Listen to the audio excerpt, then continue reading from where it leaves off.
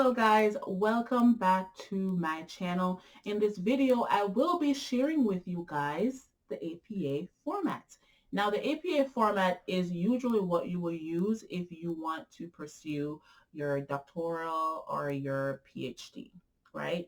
So it's so important for you to understand what the APA format is and how it works. So in this video, I'm going to be sharing with you some tips and tricks and basically giving you an overview of what the APA format is like. So then if you decide to do that in the future, you can have this as somewhat a guide into learning about the APA format. So you'll be a step ahead if that's something that you want to get into in the future. So without further ado, let's get started. All right. So, all right, let's go. So with the APA format, the first thing that I always do is I always do a page number, and it's very important for you to do a page number right here. So I make sure that I click on different first page. You want to click on that because if you don't click on different first page, all the rest of your page will be different, and you want all your page to be the same, right? So the first thing I do is I make sure I put a page number right here, and then I put the title of the paper right here. So with APA 6, we usually would have to put a running head, right? But APA 7 does not require for you to use a running head, right? So you don't have to put a running head. It depends though, however, on your professor. If your professor needs you to put a running head, go ahead and do it. They're the boss. But if they don't, you don't have to use a running head at all. So I'm going to take a running head away because we're using APA 7 and we don't need to use a running head. So now you're going to put a title. Make sure your title is bolded. It should always be bolded. Now you're going to put your name, whatever your name is, you put it right here. Then you're going to put the title of your university. Like for me, I put St. Paul University. Granted, I don't even think that's a real university. I made it up, but whatever university is, you put it right here. Then you're going to put the name of your class. The name of my class was DCJ 722, and then I put the name of my class. Then you're going to put your professor's name. So this is obviously a fake name because I didn't want to use her real name. You're going to put the name of your professor, and then you're going to put the date, whatever date it is. So today is February 9th, 2023. You're going to put the date, right? So this is kind of like a gist of your title page on what your title page will usually look like, give or take. Now we're going to move on to the second page, which is your abstract page. Always make sure you bold abstract. It's very important for you to bold it. And then I put right here 50 page or less, meaning the entire abstract should be 50 page or less. Do not make it like 300, 500 page words. Make it 50, 150 or less words. Right here for me, I believe mine was 140 words. So mine was in the ball range. All right, so after that, you want to make sure that your abstract is not indented. It should not be indented. If you look at my paper, all of my paragraphs are indented. However, my abstract is not indented. Then you're going to put your your keywords. So right here, you have the keywords, right? Your keyword should be italicized. Always italicize your keywords right here. And then you include the keywords that are in your abstract. So for me, I included Oklahoma City bombing, 9/11 terrorist attack, Hurricane Katrina, human resilience. So all those words I use in my abstract many times. They're kind of important words that you would use, that you use a lot in your paper. You want to make sure those keywords are emphasized. All right, so that's about it for abstract. We're going to move on to your first paragraph. You want to make sure your title, is right here and it is bolded. Please bold it. Don't forget to bold it. And like I said before, you want to make sure that you indent your paragraphs. It should be, I wrote it down, 1-inch margin on both sides, right? And your entire paper should be double spaced. Don't forget that your entire paper should be double spaced. It's so important. I believe in the APA format too, they require you to have a double spaced paper. So the MLA format also requires that as well. All right, so we're going to move on and we're going to talk about, let's go continue. We're going to talk citations. We're going to talk about citations, because that's huge in the APA format. Now, for different sources, there are different citations. So there's different citations for books. If you want to cite a book, different. Cite a journal article, different. Or article, different. A YouTube video, different. So for each source that you cite, there are different citations. And I want to make sure that you guys understand that learn the different citations, memorize these different citations because you're going to use them, in your paper constantly. So this is an example of a citation right here, right? So for this citation right here, it was more than one author. So that's why I put it how. If it was just one author, let's do this right here. If it was just one author, I would just do this. Voila, if it was one. Now, if it was two author, let's just say Harley and Paul. Let's just say that, a second author. This is what it would look like, right?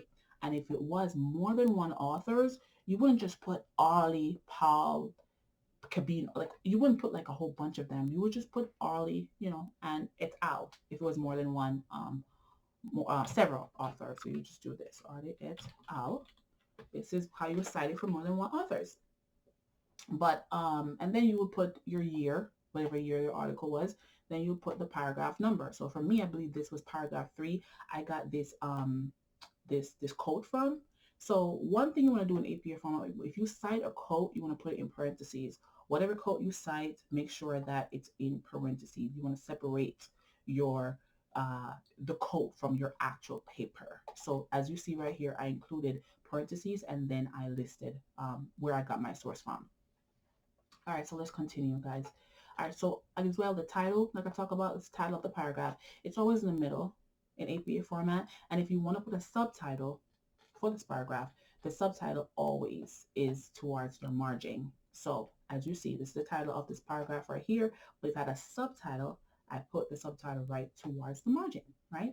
All right, so we're going to continue and we're going to talk about sources. Look at this right here. It's another example of a source. This is just one source though, and it's Macy's 2015, and this is a page number right here. So if you look at the other one that I talked about, right, at a paragraph, but this is how you cite a page number. You put the P dot and then whatever page number that you have found.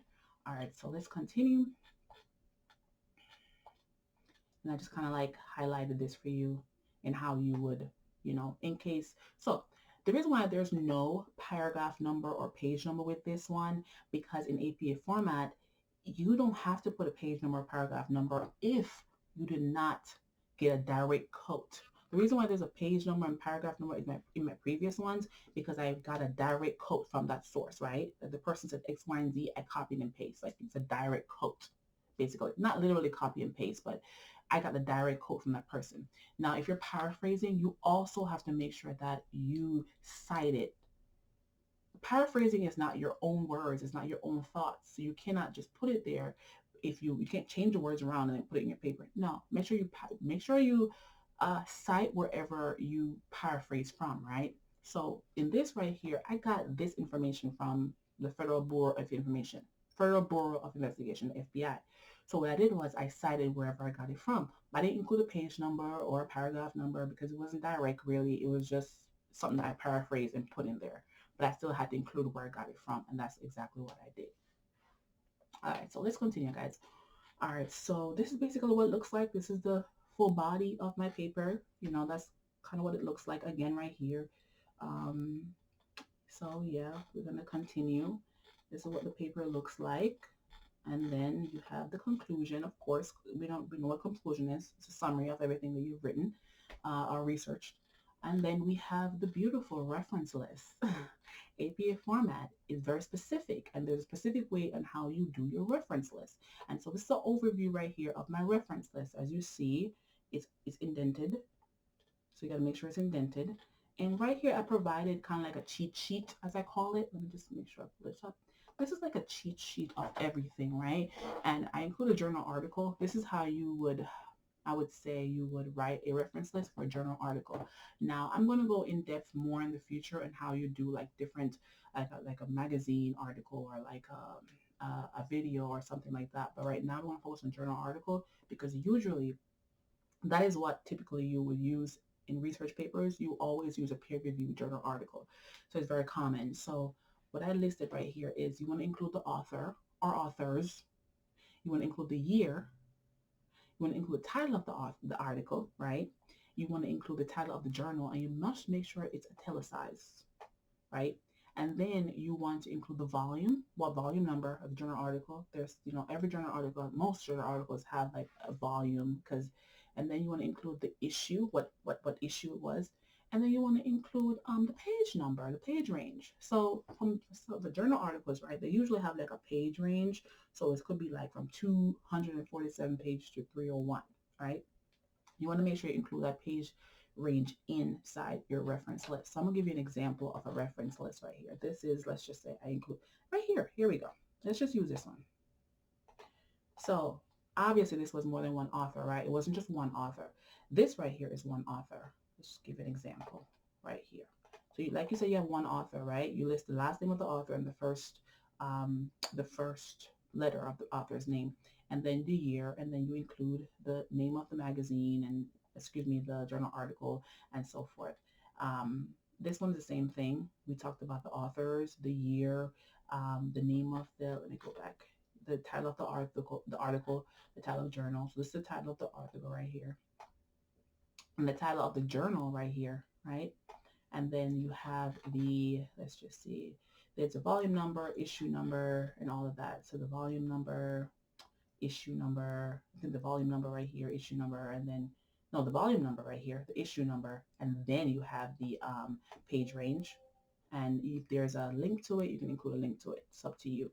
But yeah, in a gist, this is an overview of what an APA paper is like. I don't think I missed anything, but of course, I do want to say this though. The more in depth you go into your doctoral writing or even a master's program, the more advanced your APA format is going to get. So when I was doing my dissertation, that's a whole different level of APA writing. It's like APA writing times 10. It's a whole elaborate different version, but this is the basics. So if you're curious about what the basics of APA writing is like, this is it for you. This is in a nutshell what it's like. I'll go in more detail if you guys want me to in the future. I will talk about how to do different citations. I will touch on just basically different things that the APA format encompasses. And so let me know if you guys want me to talk about different things. But basically this is what the APA format is. So let's just kind of like zoom out so I can show you guys what it looks like. Yeah, so if you see it, the title page is right here. Then you have the abstract page, and then you have the body. You scroll down, you have the body, and then you have the reference list. And this is not included, of course. This is not included. This is a cheat sheet. But basically that's what it is, guys. Thank you so much for tuning in. I appreciate you guys taking the time out to view this content.